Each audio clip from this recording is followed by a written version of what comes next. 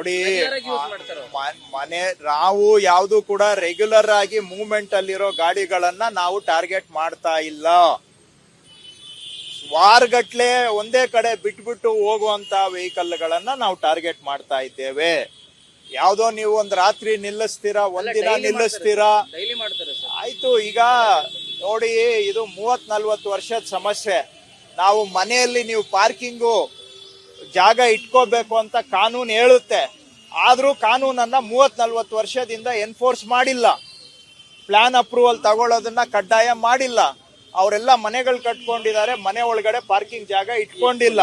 ಹಾಗಾಗಿ ನಾವು ಈಗ ಬಂದ್ಬಿಟ್ಟು ಸಡನ್ ಆಗಿ ನೀವು ರೋಡಲ್ಲಿ ನಿಲ್ಸಂಗೇ ಇಲ್ಲ ಅಂತ ನಾನು ಹೇಳ್ಬಿಟ್ರೆ ಅದು ಬಹುಶಃ ಪ್ರಾಕ್ಟಿಕಲಿ ಫಾಲೋ ಮಾಡೋದು ಕಷ್ಟ ಆಗುತ್ತೆ. ಸೊ ಹಾಗಾಗಿ ನೀವು ಹೇಳೋದು ನಿಜ. ಮುಂದಿನ ದಿನಗಳಲ್ಲಿ ಮನೆಯಲ್ಲಿ ಪಾರ್ಕಿಂಗ್ ಅನ್ನ ಮಾಡ್ಕೊಳ್ಳೋದಕ್ಕೆ ನಾನು ಜನಗಳನ್ನೂ ಮನವಿ ಮಾಡ್ತೇನೆ. ನಾವು ಕೂಡ ಕಾನೂನನ್ನ ಅದಕ್ಕೆ ಸ್ವಲ್ಪ ಅನುಷ್ಠಾನ ಮಾಡೋದಕ್ಕೆ ಸಂಪೂರ್ಣ ಪ್ರಯತ್ನ ಮಾಡ್ತೇವೆ. ಸದ್ಯಕ್ಕೆ ನಮ್ಮ ಹತ್ರ 1581 ಗಾಡಿಗಳದ್ದು ಪಟ್ಟಿ ಇದೆ. ಸಾರ್ವಜನಿಕರು ಕೂಡ ನಮ್ಗೆ ಬಹುಶಃ ಇನ್ನೂ ಹೆಚ್ಚು ಮಾಹಿತಿಯನ್ನ ಕೊಡ್ತಾರೆ. ನಾವು ಒಂದು ದಿನಕ್ಕೆ ಈ ತರ 5 ನಗರ ಪಾಲಿಕೆಗಳಿಂದ ಮಾಡ್ತಾ ಇದ್ದೇವೆ. ಪ್ರತಿನಿತ್ಯ ಒಂದು 200-250 ಗಾಡಿಗಳಿಗೆ ಈ ರೀತಿ ನೋಟಿಸ್ ಅಂಟಿಸ್ಬೇಕು ಅಂತ ನಾನು ಅವರಿಗೆ ಹೇಳಿದ್ದೇನೆ.